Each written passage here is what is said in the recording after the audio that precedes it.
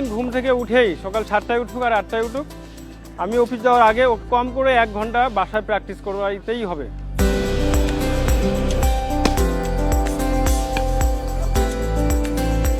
ওর নাম আসলে সাকিব নয়, ওর নাম হচ্ছে আব্দুল কাইয়ুম হিমেল।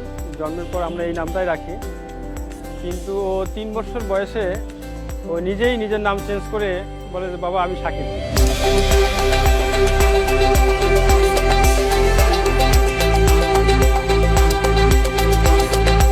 আমার নাম সাকিব, আমি বড় হলে সাকিব হব।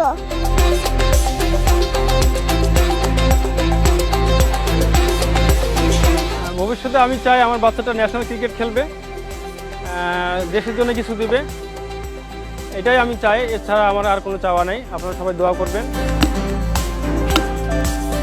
সবাইকে থ্যাংক ইউ।